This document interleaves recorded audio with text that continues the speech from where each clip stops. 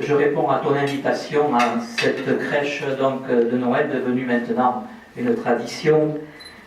Vous savez maintenant, vous me connaissez, les liens qui m'unissent à la Légion, que j'ai eu cette grande joie de vivre Noël 95 à N'Djamena avec donc la Légion étrangère. C'était le premier REC d'Orange.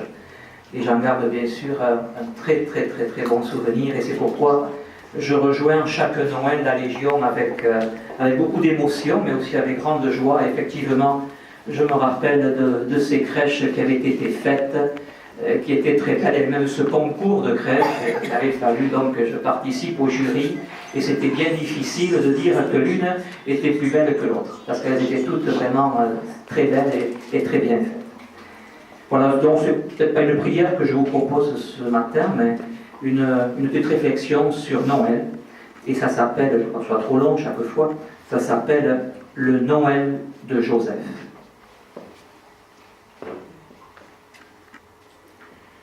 Il avance d'un pas lourd, le dos courbé, non par le fardeau qu'il porte, un si petit bagage, mais par le poids de son inquiétude, des soucis accumulés, de son impuissance à trouver un havre de paix où il pourra enfin mettre à l'abri cette famille dont il a la charge.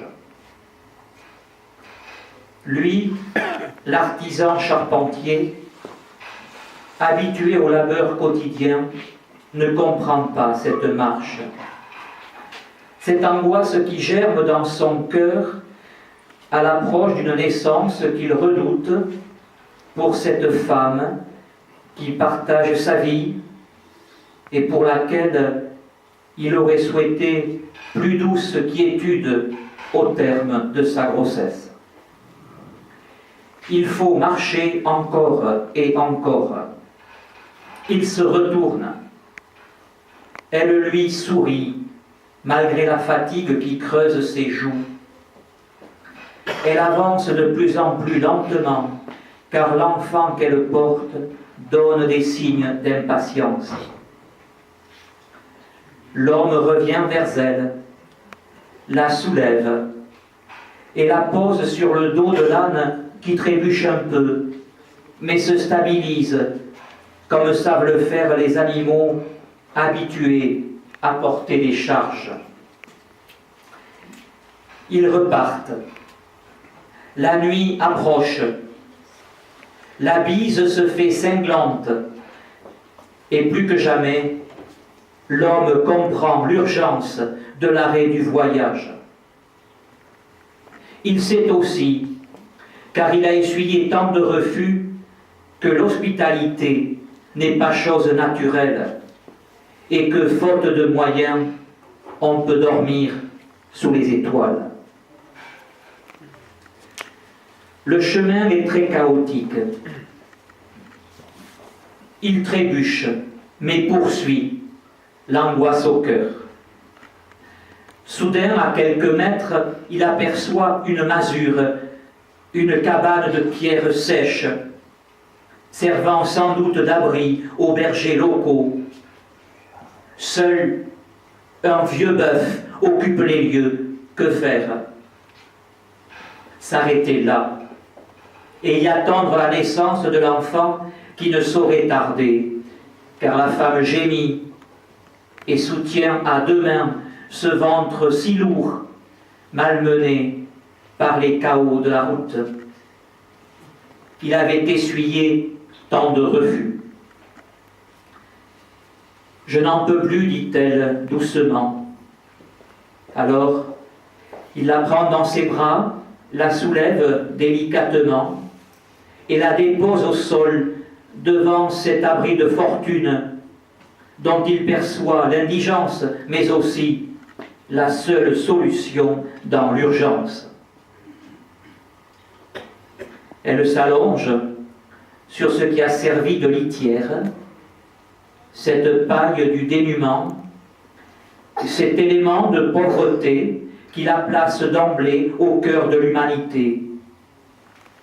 Il s'affaire autour d'elle, attachent leurs compagnons d'errance, rassemblent tant bien que mal leurs maigres bagages et se tiennent debout, le cœur chaviré de tant de souffrances, mais aussi de tout l'amour qu'ils lui portent. Le ciel est sombre, mais les étoiles resplendissent, et une douce lueur éclaire les tables. Alors, dans un cri, la mère donne la vie.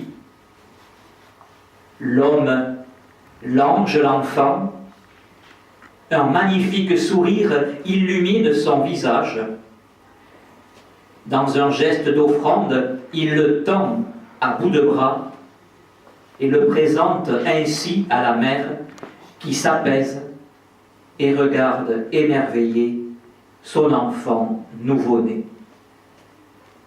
La paix, la douceur s'installent dans cet espace de vie où le destin de l'homme prend corps.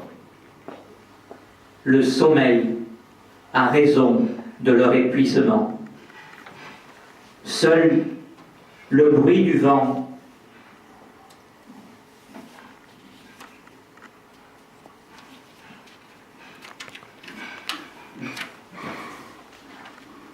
et la respiration forte des animaux familiers troublent la sérénité du lieu. Dans le milieu de la nuit, quelques bergers qui gardaient les troupeaux dans les collines des alentours sont venus chercher un peu de chaleur et apporter ainsi un peu de réconfort aux parents par leurs paroles émerveillées. Le petit matin glacé les rappelle à la dure réalité de leurs conditions. L'enfant a froid, il pleure, et la femme le prend contre elle et le berce en chantant doucement une vieille mélodie apaisante. Déjà au dehors, l'homme s'affaire et charge légèrement le dos de l'âne, car il aura à transporter plus précieux fardeau. Un pâle soleil éclaire la scène où l'on peut percevoir la joie, l'angoisse, mais la vie est là, pleine de promesses. Ils partent avec un dernier regard plein d'émotion à cet abri de l'amour donné. L'homme marche auprès de sa douce charge et prend conscience de son rôle de père. C'est ainsi qu'ils parviendront au terme du voyage et que commencera une nouvelle étape du destin d'une famille exceptionnelle.